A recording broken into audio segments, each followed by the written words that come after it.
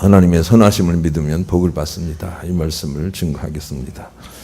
1879년 독일 우름에서 태어난 아인슈타인은 12살 때 하나님을 만납니다. 그리고 나서 하나님을 붙들고 학문을 합니다. 하나님을 붙들고 삽니다. 하나님 붙들고 모든 것들을 의지하며 결정을 합니다. 그래서 풀리지 않는 문제들도 풀리는 것을 체험하고, 그리고 많은 사람들에게 그 주님을 증거하다가 아름답게 일생을 마친 사람이라고 할 수가 있습니다. 그가 활동하기 이전에 물리학의 대세였던 뉴턴은 빛과 시간이 직선 운동을 하는 것으로 보아 결코 그 무엇에도 영향을 받지 않고 무게가 없는 절대 불변의 존재라고 생각을 하였으나, 아인슈타인은 빛도 시간도 다른 물질에 의해 영향을 받는, 그리고 무게가 있는 피조된 존재라는 것을 증명하였습니다. 그것은 아인슈타인이 절대 불변의 존재를 가정하고 빛과 시간을 보았기 때문입니다. 아인슈타인은 이후에도 절대 불변의 존재이신 하나님을 전제하고 학문에 매진함으로 말미암아 다른 이들이 풀 수도 없는 난제들을 많이 해결한 위대한 학자가 되었습니다. 어떤 문제가 있으면 하나님이 아시지 하고 주께 맡기고 나가게 될 때 오히려 문제가 풀린다는 것을 기억을 하면서 하나님의 선하심을 믿고 잘 의지하는 사람이 되어야 하겠습니다. 그래야 풀리도록 이 인생이 만들어져 있습니다. 시편 34편 8절에는 너희는 여호와의 선하심을 맛보아 알지어다. 그에게 피하는 자는 복이 있도다. 그랬습니다. 우리는 하나님의 선하심을 의지하고 나가게 될 때 문제가 풀리는 걸 통해서 그 선하심을 맛보아 아는 사람, 그래서 그 선하심에 의지하고 피하는 사람이 되어야 합니다. 그래야 복을 받는다고 가르쳐 주시죠. 다윗이 복을 받은 것은 하나님의 선하심을 절대적으로 의지했기 때문이죠. 그래서 내 평생에 하나님과 하나님의 선하심과 인자하심이 영원히 나와 함께 할 것이니 나는 그 집에 늘 거하겠습니다 라고 생각을 하면서 삶을 풀어내지요. 하나님의 선하심을 믿음 때문에 복을 받은 사람이 바로 다윗인 것입니다. 그런 기도를 해도 나는 그 하나님의 선하심 안에 늘 거하기를 원합니다. 그 집에 늘 있기를 원합니다. 이렇게 기도를 합니다. 하나님의 선하심의 집 가운데 늘 있기를 원합니다. 그렇게 기도를 합니다. 그것은 정말 하나님 보시기에 아름다운 기도입니다. 하나님의 선하심 가운데 붙어 있기를 원합니다. 이렇게 기도하십시오. 그러면 하나님의 이끄심을 받게 될 것입니다. 아무리 폭풍이 많이 일어나도 잔잔함으로 이끌고 계신 하나님의 그 잔잔함은 항상 있습니다. 폭풍에 따라 휘둘리지 말고 그 잔잔을 붙들고 있으면 그 사람이 결국은 피곤함이 없이 많은 이김 가운데 나갈 것이라고 주께서 우리에게 가르쳐 주십니다. 우리는 이 하나님의 선하심을 믿지 않기 때문에 얼마나 많은 문제 가운데 소용돌이 가운데 내려가는지를 또한 발견할 수 있어야 합니다. 로마서 11장 22절에 그러므로 하나님의 인자하심과 준엄하심을 보라. 넘어지는 자들에게는 준엄하심이 있으니 너희가 만일 하나님의 인자하심에 머물러 있으면 그 인자가 너희에게 있으리라. 그렇지 않으면 너도 찍히는 바 되리라. 그랬습니다.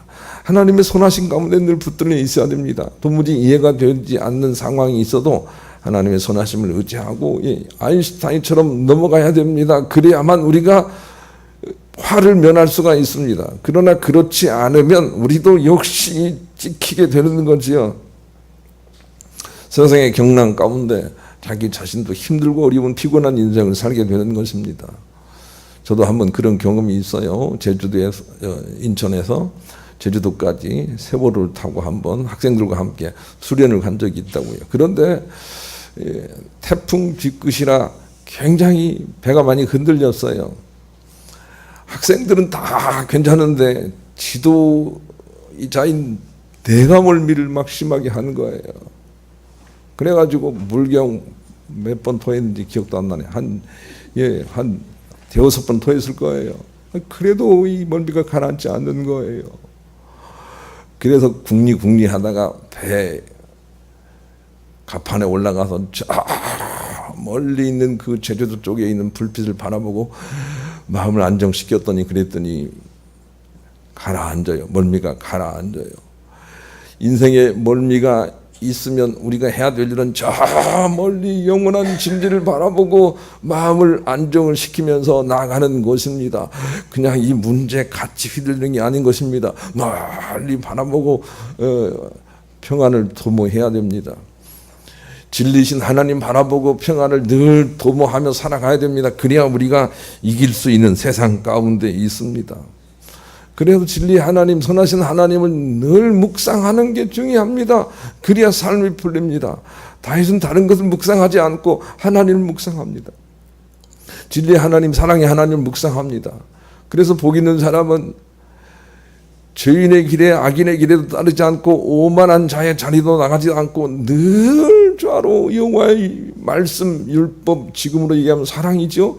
사랑을 늘 묵상하는 자로다. 이 사람은 비컨대 시냇가에 심은 나무가 그 시절을 쫓아 열매를 맺으며 그 잎사귀가 마르지 아니함 같으니 하는 행사가 다 형통할 것이다. 예, 그렇게 다 풀리게 돼 있다는 것입니다. 그러니 우리가 선하신 하나님을 늘 묵상하는 게 중요합니다. 사랑의 하나님을 늘 묵상하는 게 중요합니다.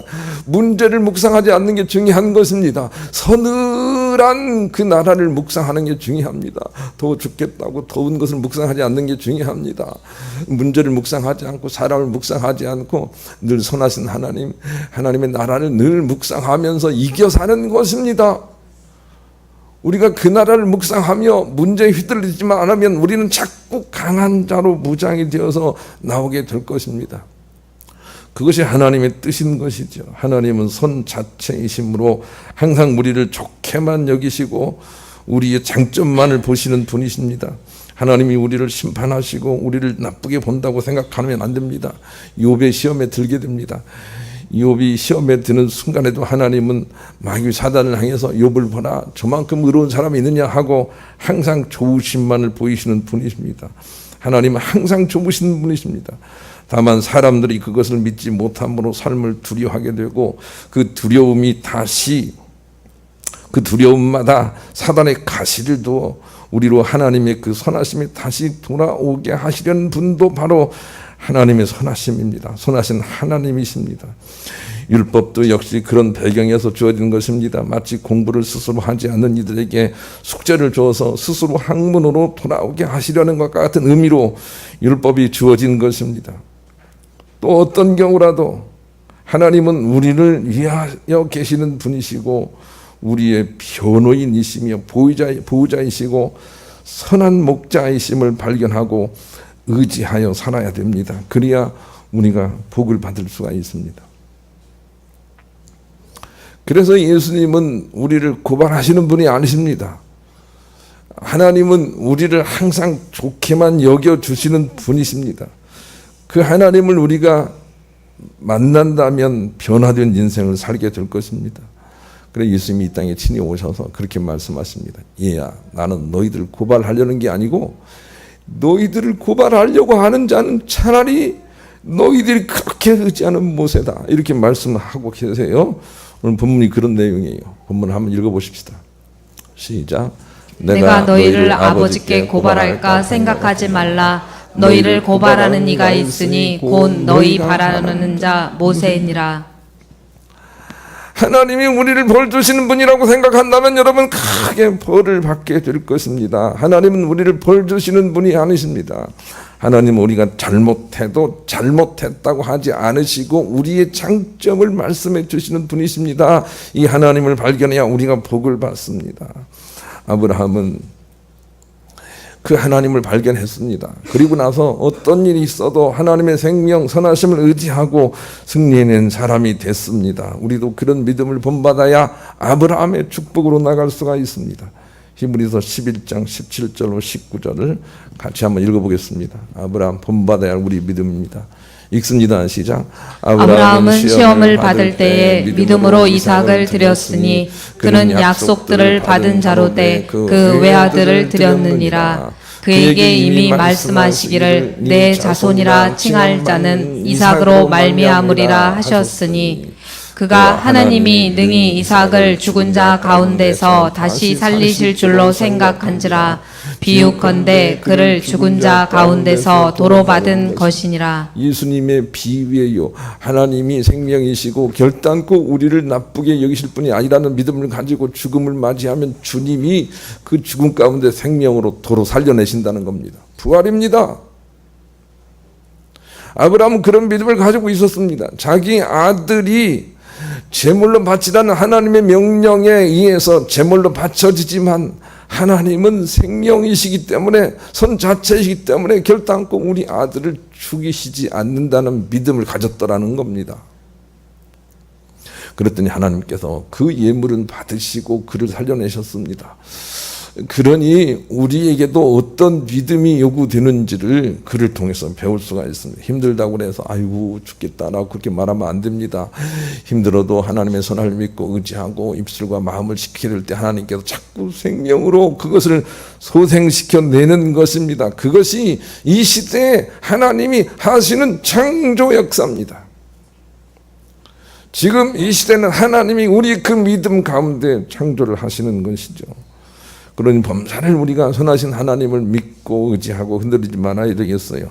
모세도 마찬가지입니다. 하나님의 선하심을 믿고 의지하고 흔들리지 않아서 하나님께 쓰임받은 사람이라고 우리에게 전거를 하고 있습니다. 히브리서 11장 24절 26절 같이 읽읍시다. 시작.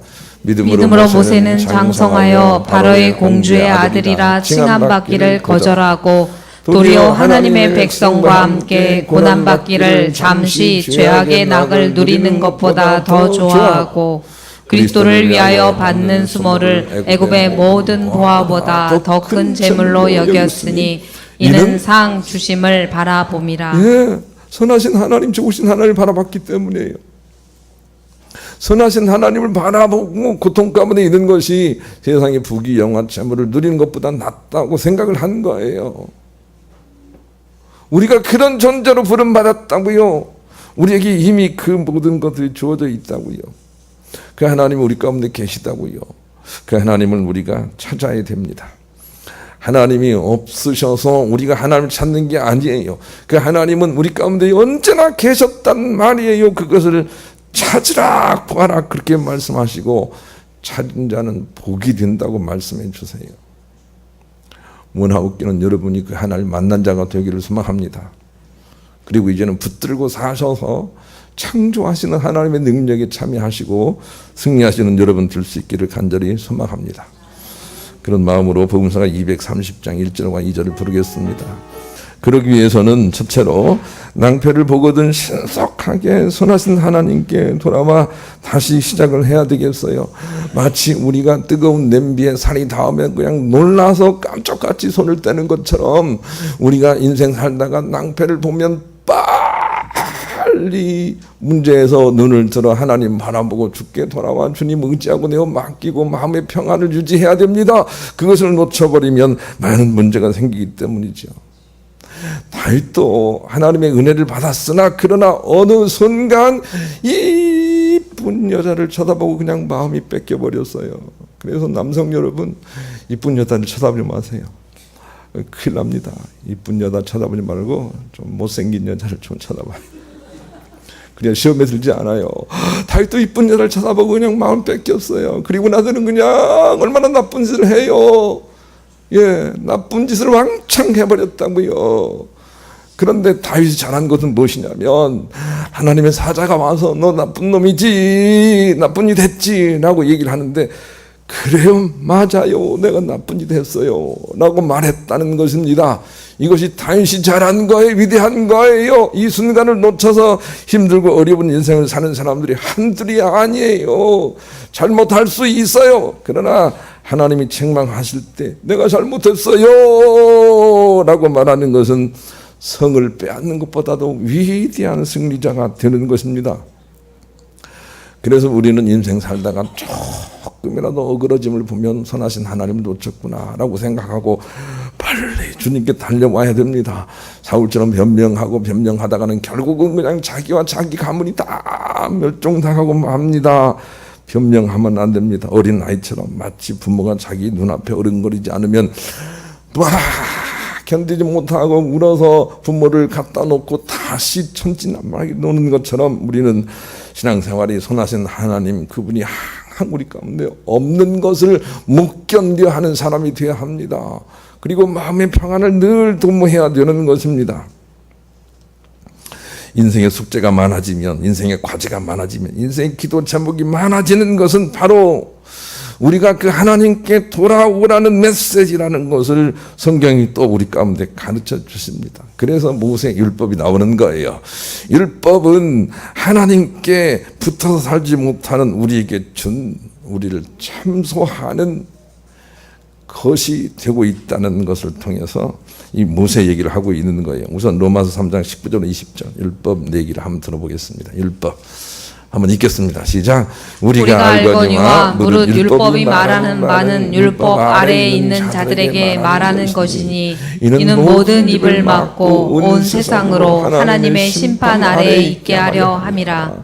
그러므로 율법의 행위로 그의 앞에 의롭다 하심을 얻을 육체가 없나니 율법으로는 죄를 깨달음이니라. 네, 율법을 준 이유는 죄를 깨달으라는 거예요. 율법을 준 이유는 죄를 깨달으는 거예요. 율법은 숙제예요. 인생의 숙제예요. 그래서 숙제를 선생님이 주는 것은 우리가 스스로 공부를 하지 않는구나 이렇게 받아야 돼요. 요즘은 대학을 가도 숙제를 많이 주죠. 대학생들이 할 수만 있으면 놀려고 하기 때문에 그런 거예요. 그것을 발견하는 사람 복이 있다는 거예요. 인생의 문제가 꼬이잖아요. 꼬이는 것은 내가 하나님의 선하심 앞에서 안 사는구나 라고 하는 것을 깨달으라고 문제를 준다는 거예요. 그래서 문제를 보면 빨리 선하신 하나님께로 돌아와야 해요. 그리고 마음을 가라앉혀야 돼요. 그것이 바로 이 모세 율법이 오늘 본문에 등장하는 배경이에요. 모세는 율법을 줘서 너희에게 복을 받게 하려는 것처럼 너희들이 믿고 있지만 모세는 너희들을 참소하려고 율법을 준 것이다. 그러나 나는 너희들을 참소하지 않는다. 나는 너희들을 고발하지 않는다 하고 예수님께서 말씀하세요. 이 말을 누가 알아들었으리요?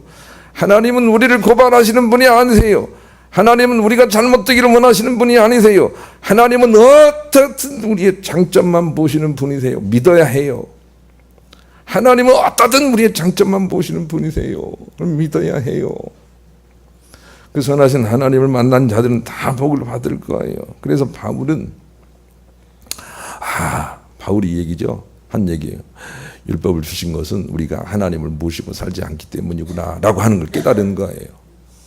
그리고 나서 로마서 8장 성령님과 함께 살기 시작을 해요.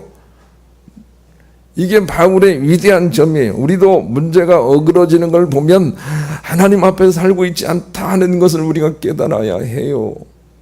하나님 앞에 더 살아야 돼요. 그래서 탕자처럼 우리가 어떤 행위를 하고 나쁜 짓을 했든지 상관하지 않고 아버지 하나님께 돌아가야 살아요. 선하신 하나님께 돌아가야 돼요. 그러면 하나님께서 너 왜 그렇게 살았느냐 하고 따지지 않고 기다리고 있다가 덥석 하나 금반지 끼워주고 황소 잡아서 대접을 해준다고요. 우리가 그 하나님께 돌아가야 돼요. 우리 그런 마음을 가지고 복음성가 204장 1절 2절 부르십시다. 두 번째는 선하신 하나님과 늘 동행하면서 자신은 늘 동행하면 자신은 늘 행복하고 모든 것들은 다 회복된다는 믿음을 가져야 된다는 것이죠. 그래서 저는 이 운동장에서 하얀 밀가루로 그림을 그리는 얘기를 자주 합니다. 우리가 운동장에서 밀가루 그림을 그릴 때 그냥 정성을 들여서 그려보면 뒤돌아서 보면 삐뚤빼뚤하지요.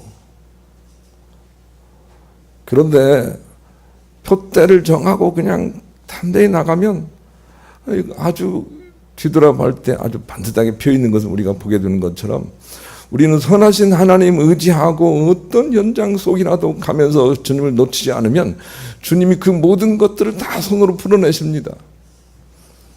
그리고 우리는 피곤하지 않아요. 선하신 하나님 의지하고 내가 맡기기 때문이죠. 그런 삶을 우리가 살아야 되는 거죠. 지난주에 제 아내와 함께 휴가를 맞아서 중국에 다녀왔습니다. 우리 권미애 전도사님은 어디가 있어? 중국에서 이쪽으로 휴가를 왔지만 우리는 거꾸로 중국으로 휴가를 갔다 왔어요. 그런데 휴가를 갈 때마다 느끼는 것 중에 하나는 우리 두 부부는 그냥 하나님 붙들고 가지요. 예. 그냥 하나님 의지하고 그냥 그들을 대합니다. 팀들이 있지요. 예.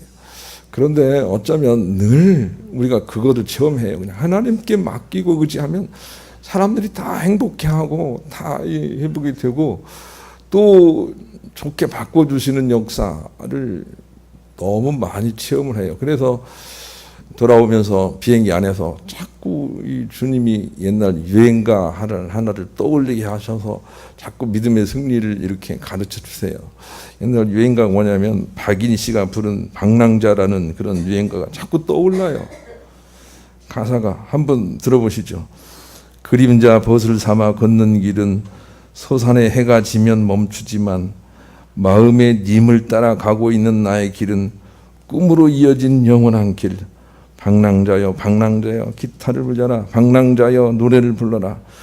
오늘은 비록 눈물어니 혼자의 길이지만 먼 훗날에 우리 다시 만나리라. 그림자 벗을 삼아 가는 길은 해가 지면 그냥 쓸쓸해지지만 그러나 마음에 주님, 님자만 썼지만 주님을 따라가는 길은 그냥 어느 때나 우리가 행복한 길, 영원으로 이어지는 길이 되는 거예요. 주님을 모시고 한번 살아보세요. 선하신 하나님 의지하고 한번 살아보세요. 사랑의 하나님 붙들고 무엇인지 해보세요. 하나님께서 손으로 바꿔놓으시는 일을 여러분이 체험하게 될 거예요. 그리고 자기는 행복해요. 자기는 불행하지 않아요. 자기는 피곤하지 않아요.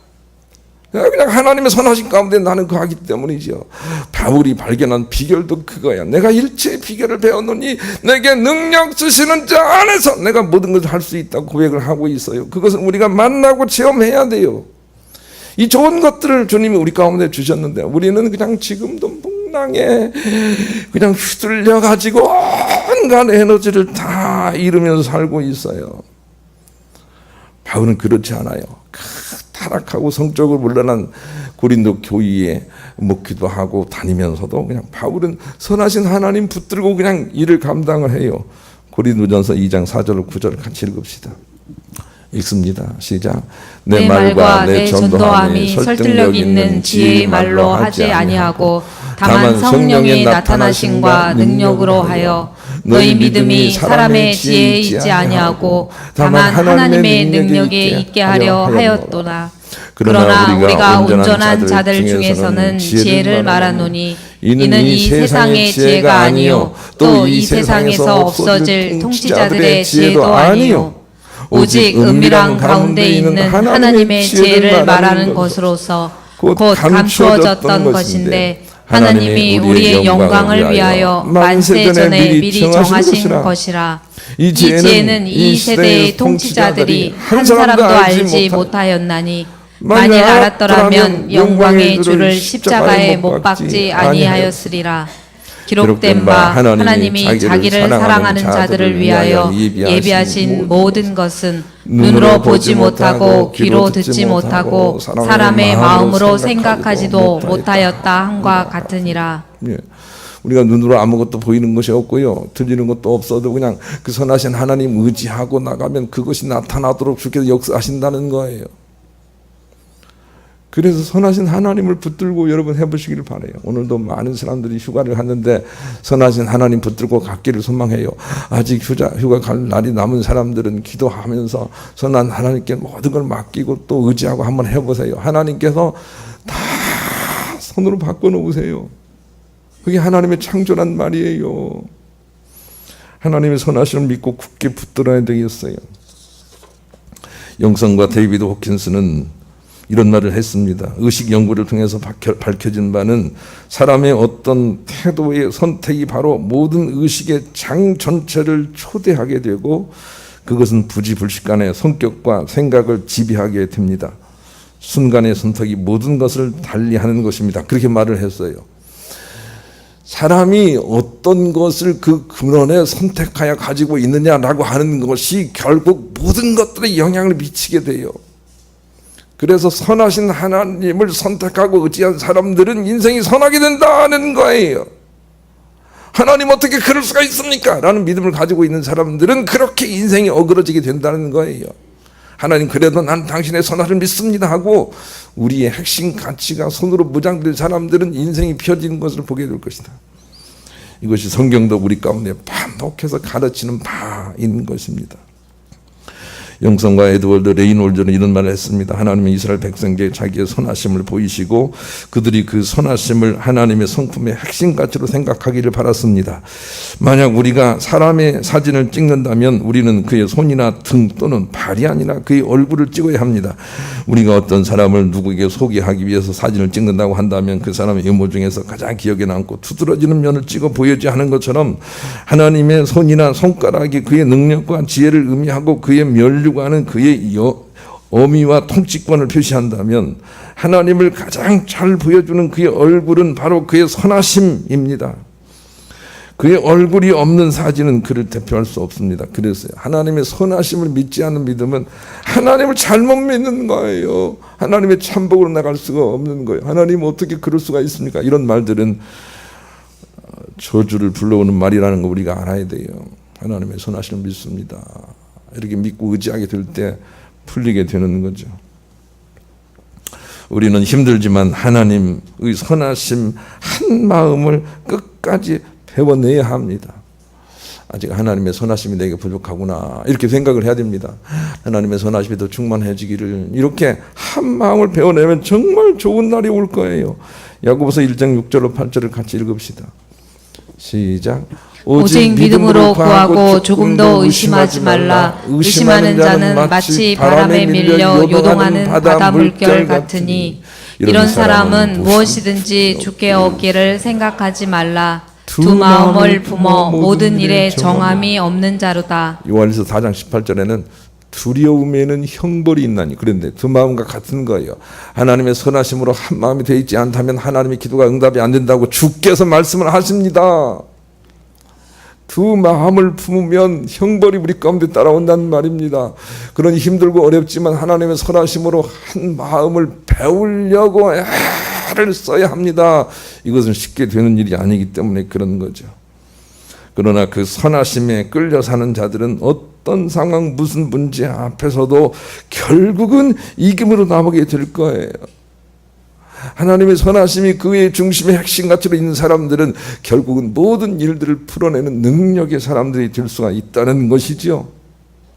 이것은 신앙이 아니라 과학이라도 맞는 그런 증거가 충분히 우리 가운데 있는 것이죠. 하나님 만드셨기 때문에 그래요. 그래서 하나님의 선하심을 우리 인생의 핵심 가치로 가지고 살아야 해요. 그래야 우리가 모든 문제로부터 풀림을 받을 수가 있어요. 이 일을 위해서 정진하면 정진한 만큼 삶이 풀려요. 마치 빈들의 마른 불같이 시들은 나의 영혼이 하나님의 선하심으로 평안을 회복하게 되면 거기에 단비가 내려서 만물이 소생하는 것처럼 살아나기 시작하는 것입니다. 이 비밀을 안다면 마음과 입술을 하나님의 선하심으로 지켜야 됩니다. 그래도 하나님은 선하셔. 날이 더워도 하나님은 선하셔. 그 목소리도 잘 안 나오네. 날이 더워도 하나님은 선하셔. 이렇게 한 마음으로 지키면 이 더운 날은 우리에게 유익을 남기고 떠나갈 거예요. 범사를 우리가 하나님의 선하심에 매여 있으면 하나님이 삶을 풀어내신다 하는 믿음으로 승리하시는 여러분 모두가 될 수 있기를 우리 주님의 이름으로 간절히 축원합니다.